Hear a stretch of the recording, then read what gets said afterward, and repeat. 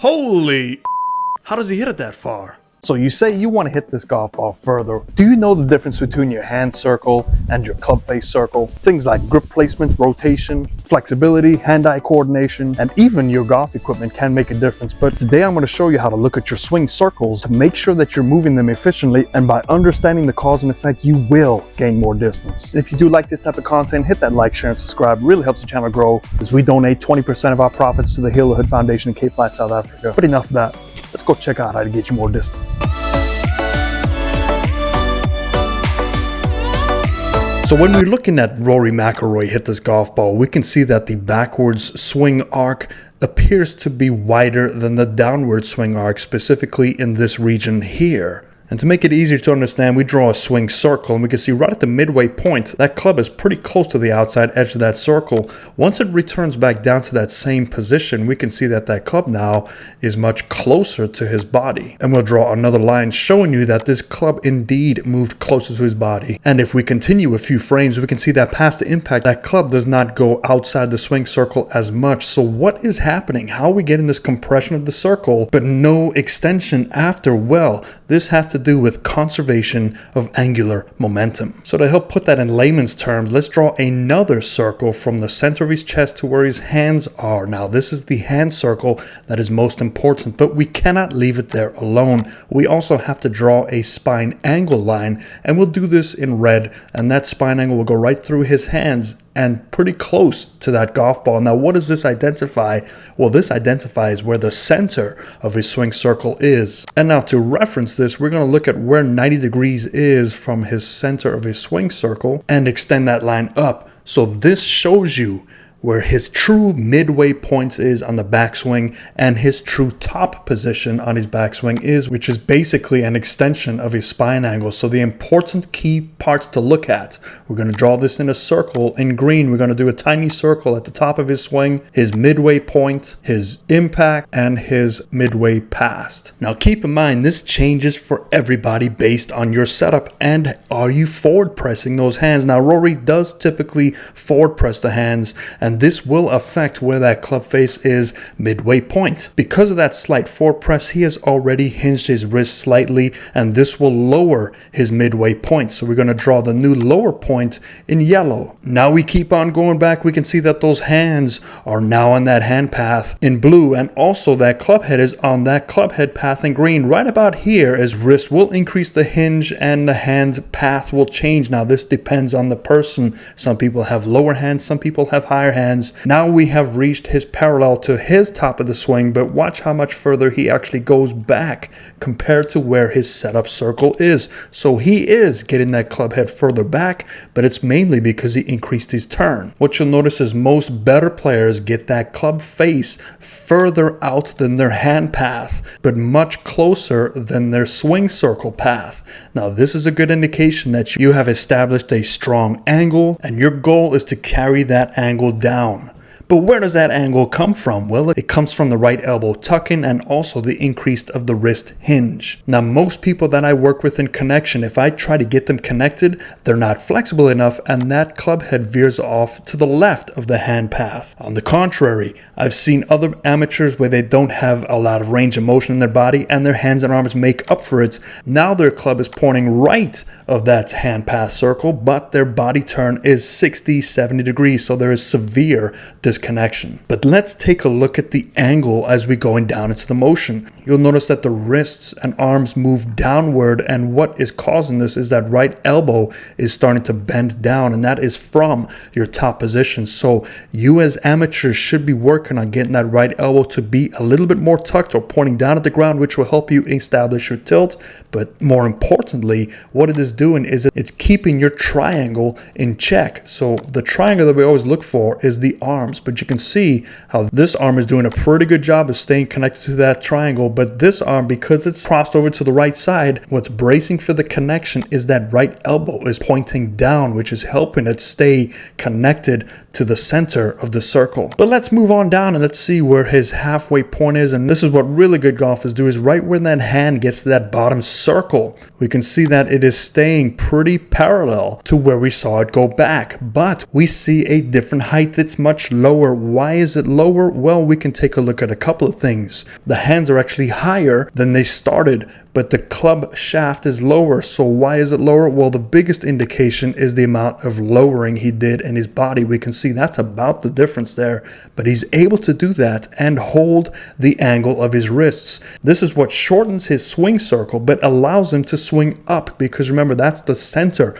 of his swing circle. And look at the angle that he has now established for this club to work. It's working up. So it matches his spine angle, it matches his shoulder tilt, it matches his center of his circle. And the center is not down. His setup would be different. It would be more level shouldered. But because we're tilting, because we're swinging back, this allows our center to shift towards his left foot. And this, ladies and gentlemen, is conservation of angular momentum, taking that angle and carrying it as far as you can. Now, in order to do this, your body has to be in a certain position. Your grip has to be in a certain position to compensate that body position. And your setup has to accommodate your grip and your body position.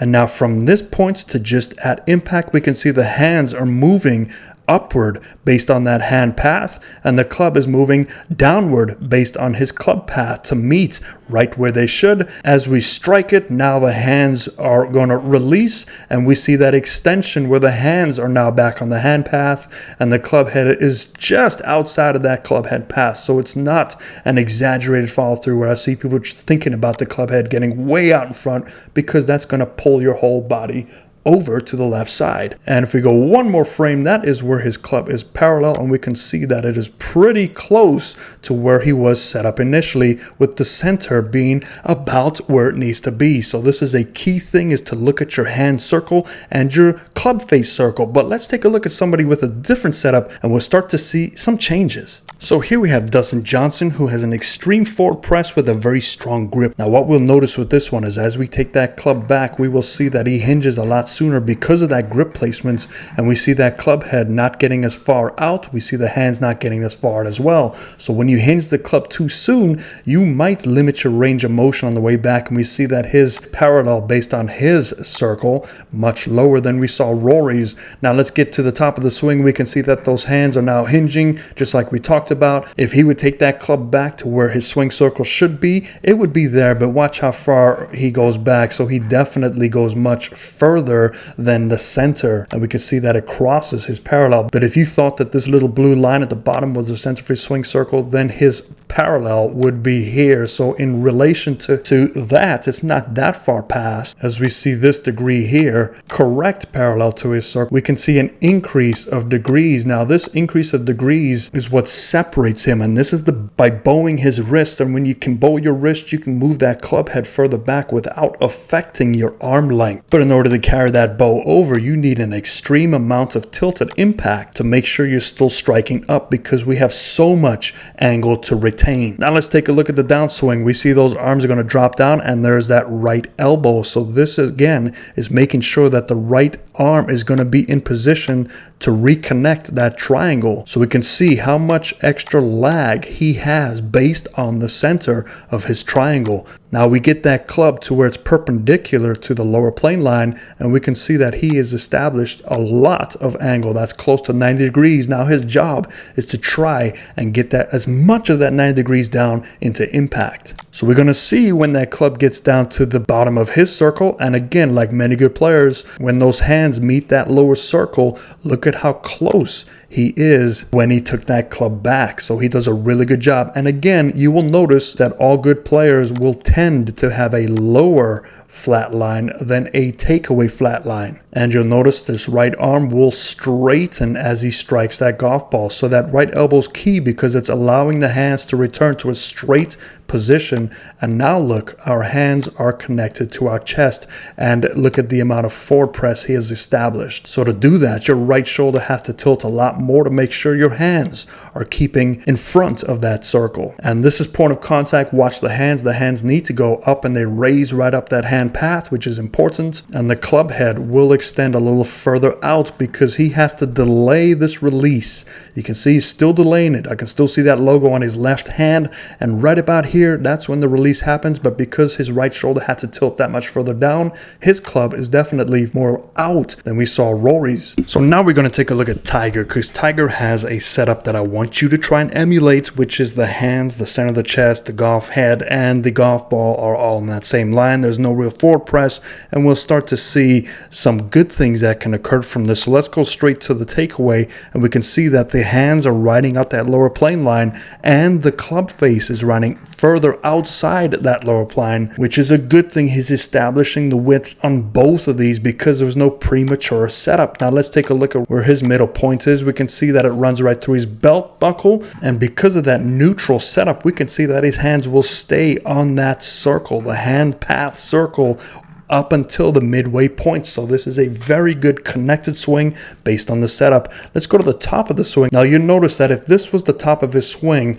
that club shaft is actually parallel to all the center lines of his setup angle. And what do you notice with that club head? It is right on the hand path. So this is beautiful. If you can get that club head to be on your hand path at this point of the swing, you are ready to rock and roll. But let's take a look. We see a little bit of length in Tiger, and that little bit of length does move away from the hands. So there is going to be a slight bit of timing involved, but it's much closer than when we saw the previous two professionals. Now let's move on down, and we can see that because things are looking much tighter based on his setup, look at how soon we see that elbow pulling back down, making sure he's holding onto this angle with his wrists. But all that elbow is doing is preparing his arms to straighten out while it's still in the center of his chest. And as we come on down through, that elbow is still pulling the way. And again, let's redraw the elbow and where that left shoulder is, and that is still gearing for the center of the chest. We see the hands now reconnect to that hand path, and look at where the club head is. Now obviously this might be because he is slightly flatter than what we saw Dustin, but once we get down, this is the story for all of them. When you see the hands reach the center of the swing circle, we're going to draw where that club is, and it's pretty close to parallel to where he took it on the way back. So again, that club is going to be moving up, and we can deliver all this angle that he has established between his forearm and his club head. This is angular momentum at its best. Now once we get from this position, the hands will ride up that hand path line. The club has now met the club path line, strike the golf ball perfectly. He's leaning back slightly. He's increased his shoulder tilt to make sure those hands are ahead, and we come on through. Now look at the hands. They ride up the hand path. The club is going to extend outward just because of that right shoulder tilting down, pushing it, and we see those hands stay on that club head almost to the halfway follow-through point. So the hand path is very important based on your setup. So if you have not looked at your setup, you got to take a look at your setup, figure out your little dots. Okay, Tony, so you're drawing a bunch of circles with dots and what the pros do, but what can I do to increase my distance and connection? Well, it mainly comes down to the path of your hands and club face relationship. If you see that your hands are not staying on your hand path up until midway in your swing, check your rotation and your connection. If you see your club gets much further than the top of your swing based on the tilted circle, check your arm connection relative to that turn. And finally, if you notice your right elbow is not bracing to the center of your chest as you transition, you most likely have a disconnection issue, sequencing issue, or flexibility issue. But first, make sure your setup promotes these circles staying the same. And obviously, you are better off working with a coach in your area. So do me a favor and stop looking for the secret out there. There isn't a secret. Only hard work, dedication, talent, and a good set of eyes will guide you to your goals. Hope that helps you, everybody. See you next time. Fairways and greens.